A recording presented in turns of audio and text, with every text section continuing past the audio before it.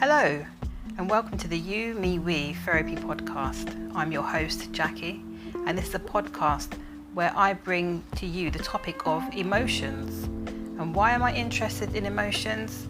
It's because I am a counsellor, and as you know, in therapy, people bring emotions, thoughts, behaviours because they want to make changes, they want to understand them better. And I think emotions tell us a lot about a situation, about a person.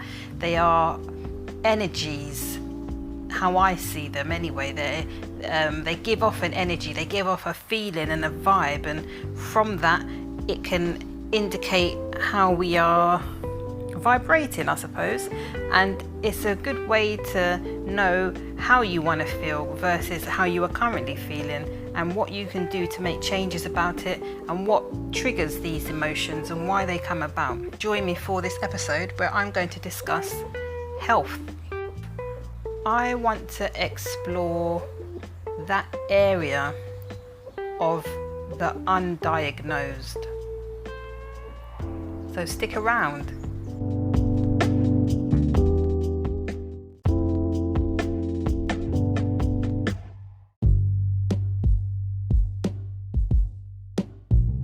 This podcast is not a substitute for seeking professional mental health advice. If anything in this episode is triggering or upsetting and you feel you need further exploration on this, please seek professional mental health advice. If you feel you are unable to keep yourself safe, please take yourself to accident and emergency.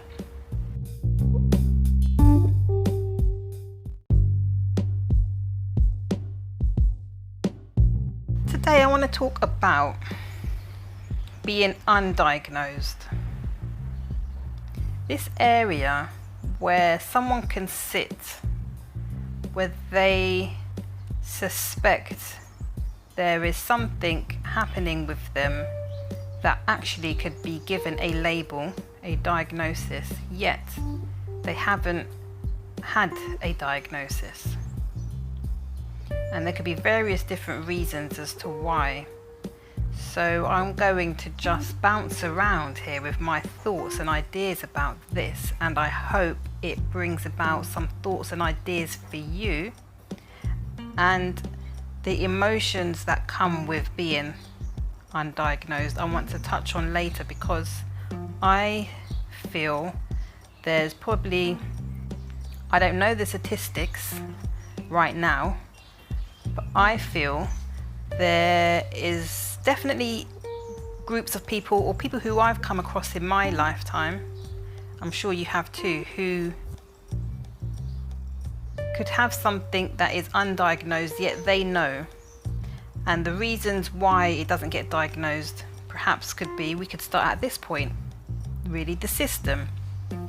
So I'll tell you what I know about the system. Obviously, as you can tell from my accent, I'm British. In Britain, we have a National Health Service, the NHS.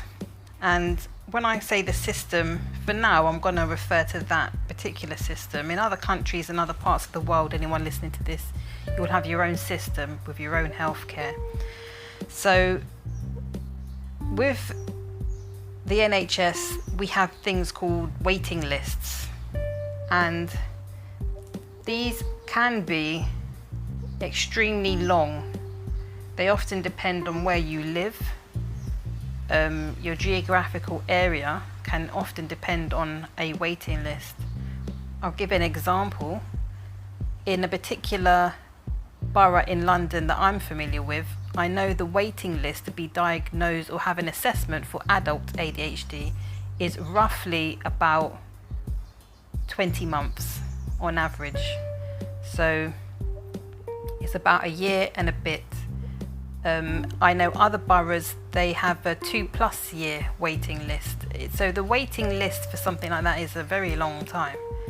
And in that time, people sit undiagnosed with conditions that they don't have an official validation of, yet they may feel they have these conditions. So with the NHS, there's a system that someone has to go through, and some health issues don't have necessarily a structured formal way of diagnosing it. So there's such a grey area. And when there's something that's undiagnosed, people may be tempted to want to go private and get that diagnosis. However, that depends on someone's finances. Not everybody can afford to pay for a private diagnosis. And it can also depend on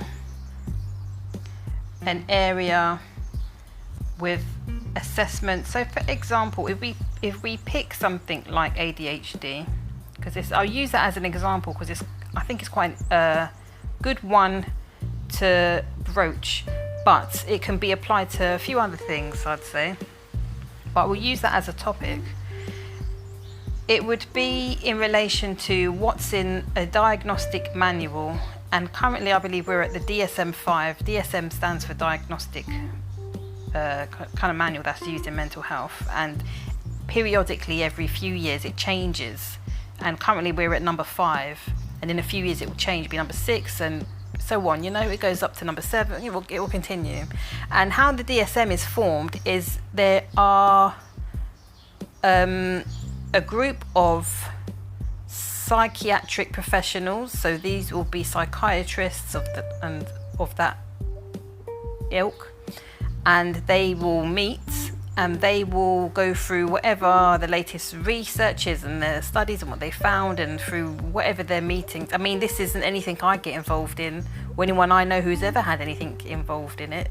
These are the people who are, people would refer to the man, like distant people in a whole other country, some boardroom somewhere. I don't know them. Who are they? I don't know. But they pull together this manual, and this is what's used in mental health over the world. There's that, or there's the World Health Organization's diagnostic manual as well, which is equally as valid.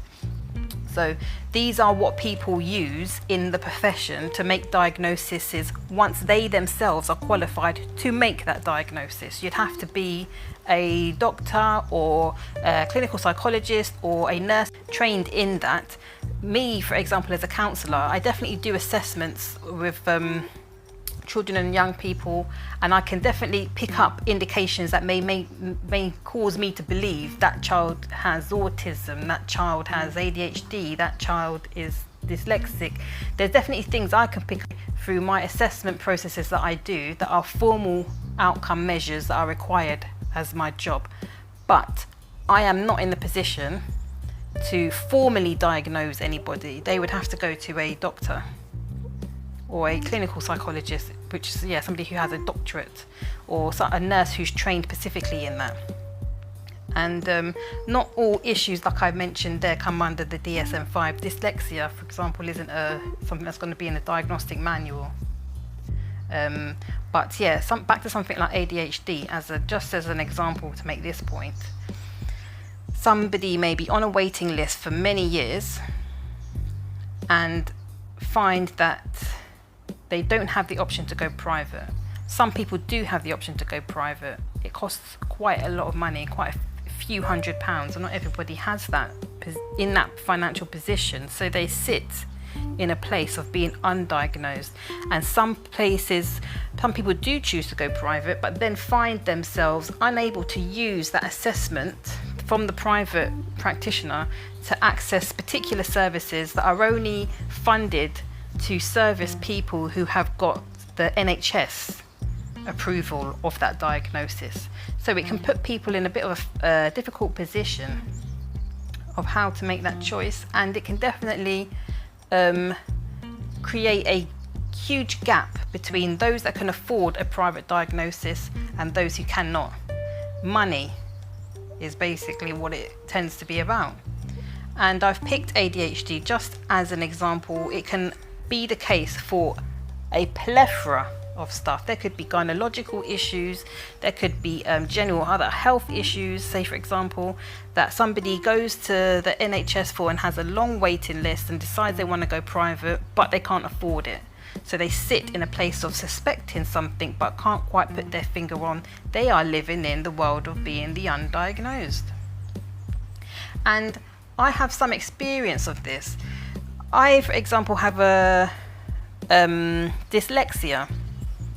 Now, I got diagnosed with dyslexia as an adult, fully grown adult, functioning, been living in the world, running an adult life for a very long time. I was about 29 when I got diagnosed, yet I had known since being very young that I struggle with and see, people think dyslexia is just about getting letters backwards. It's not. It's a lot broader than that. It's to do with language, processing language, and coordination, and many different things. I think most people who don't know much about it will just assume, oh, you get a letter backwards, the numbers backwards, and actually no, it's a lot broader than that. So I didn't get diagnosed until I was well into my adult life, yet I had gone through the whole of school and college and had many years of work experience behind me. And it wasn't until I went back to train as an adult in university, actually to train as a counsellor. I'd been working as a hairdresser and a makeup artist for many years, successfully, for many years, at least 10 years, and decided to go back and completely change my career. And it wasn't until I was in that position of having to do academic work, where my assignments were constantly getting sent back. And every time I would try and think, well, this time is going to be better, I'm going to write something a bit better than the last, and it would get sent back. It doesn't matter how many times I tried, it would just get sent back. Something's not right here, something's not right here. Why don't we send you for an assessment through the adult disability team in the university? To which I absolutely knew what the diagnosis was going to be. So having gone through that process when I got diagnosed with dyslexia, it was no surprise to me. But I had already been living many years with undiagnosed dyslexia, and I've got to say, somewhat struggling with the things that are required to do, things that require the ability to read. Now I can read. I read tons of books. I read loads of books, and but it would affect me with reading out loud.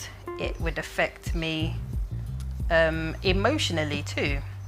I would feel quite stupid at times and worried about people noticing that I struggle with things, getting times wrong, letters, directions wrong, and there are many things that I compensated to manage, and that I still do now. For example, I tell the time a particular way that's suitable for me. I comprehend a direction on a map that's particularly suitable to me. I notice other people don't do it that way.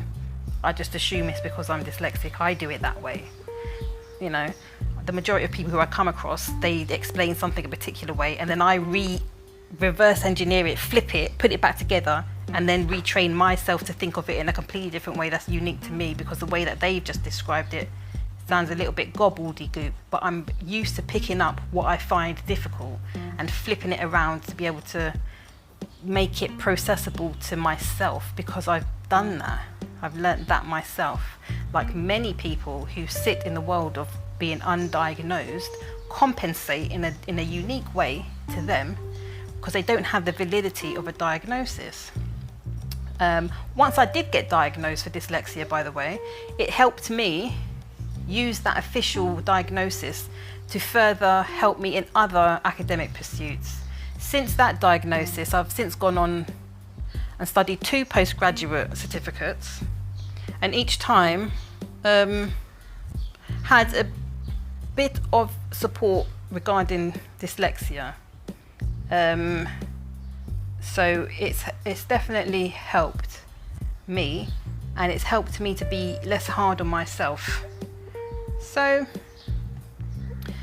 that's in the world of neurodiversity, being undiagnosed. And like I said, it can lead into other physical ailments as well. Somebody could have an issue that they overlook, they don't go, they walk it off, so to speak, and actually there could be an underlying health issue that really needed looking at quite in depth, that could have been treated, that had it been caught in time, could have really improved, or could have the potential to improve someone's life.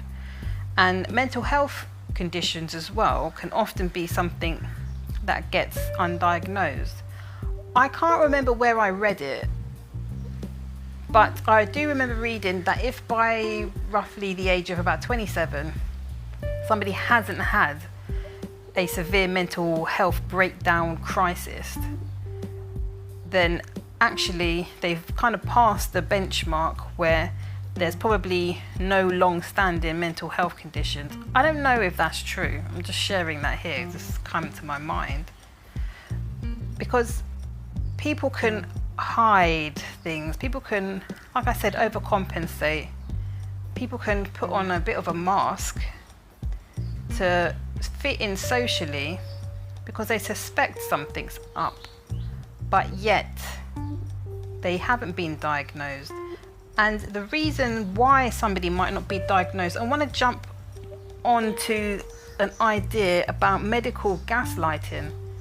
It's definitely the case, and I think it can happen for women, and I think it can happen for minority groups as well. Like I said, I'm speaking from a British perspective.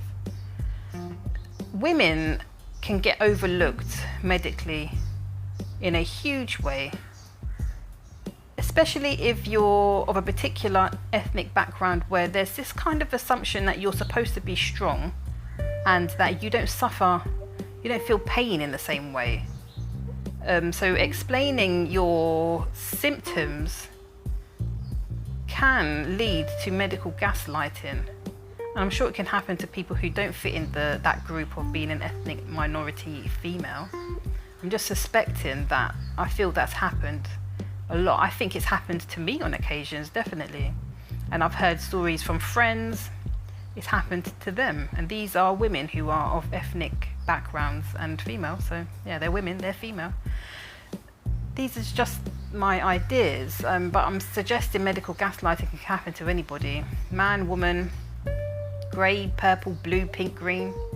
It's where you are trying to describe what's happening to you, and yet the doctor it doesn't take it with any level of seriousness, and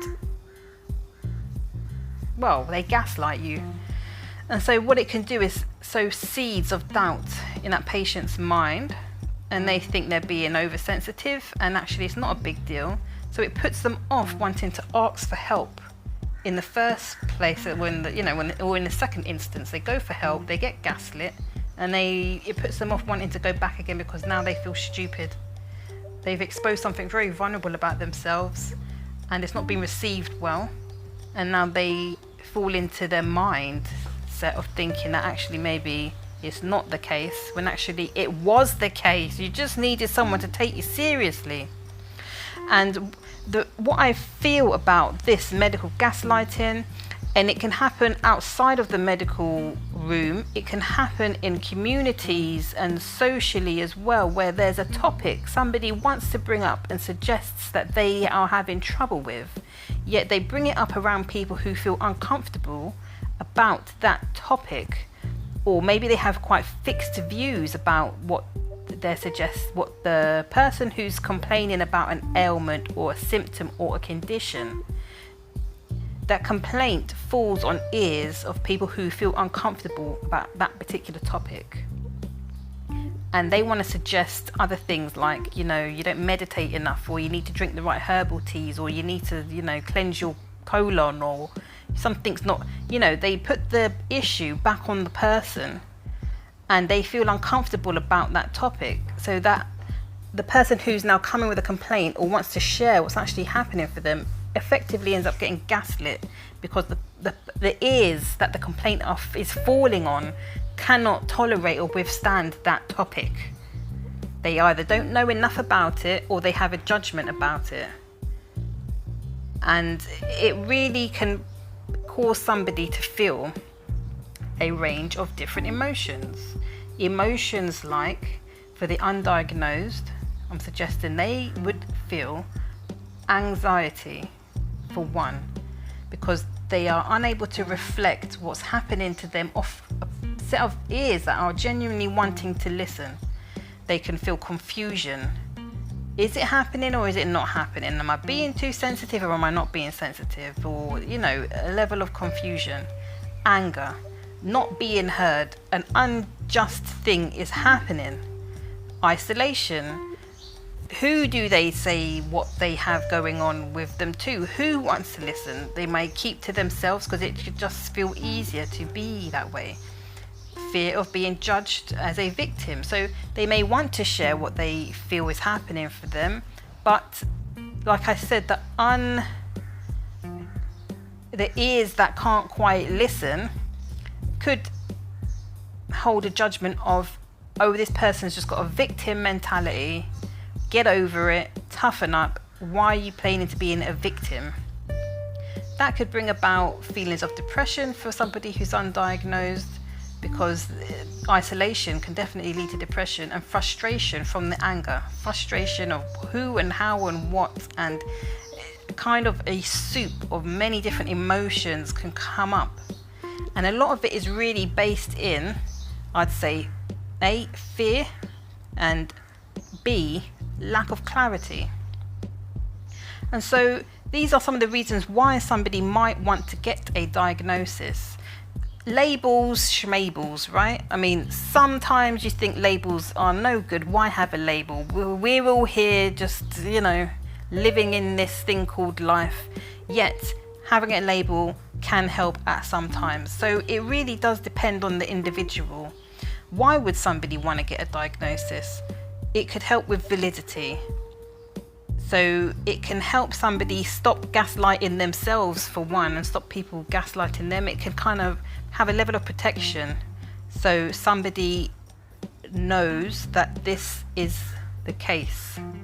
And once, I'm sure, many occasions, when somebody does know something, they're probably able to move away from it and move on from it so much easier.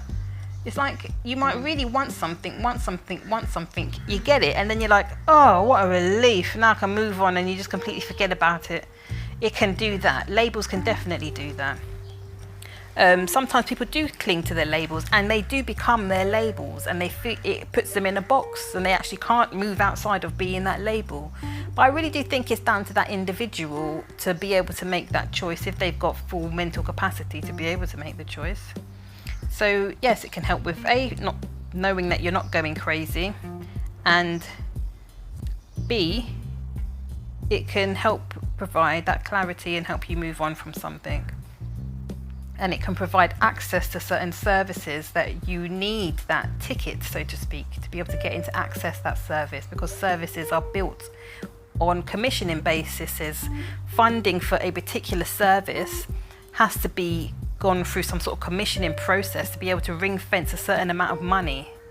So that money has to be proved how it's used. So a diagnosis can help with somebody to get access into a service where that service has funds to help people with that diagnosis.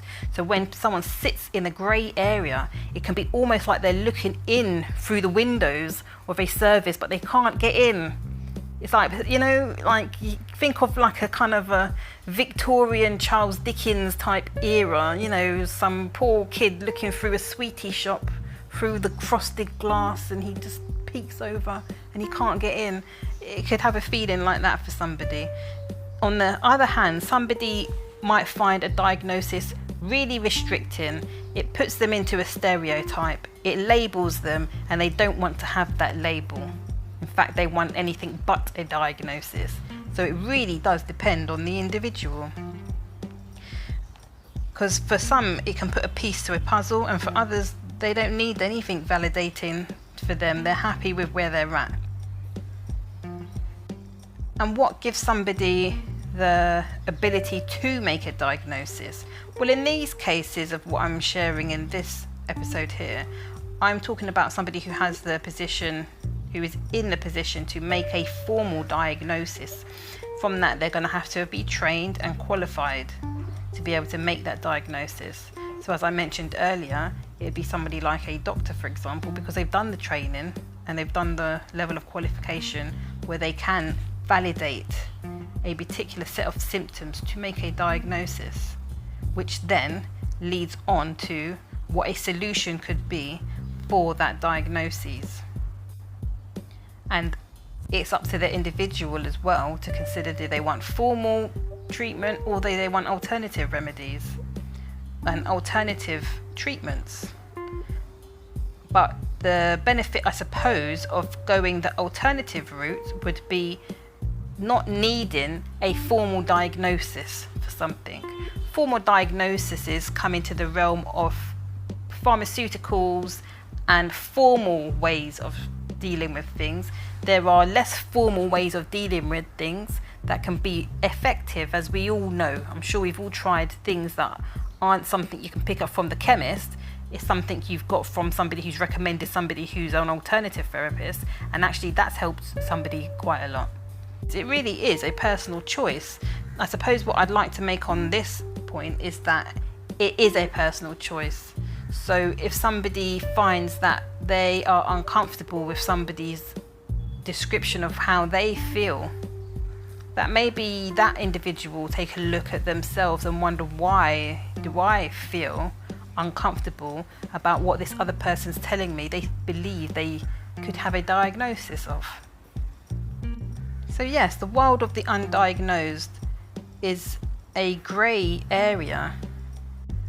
I'm not suggesting that everybody needs to go out and get a diagnosis of something. It's really up to you.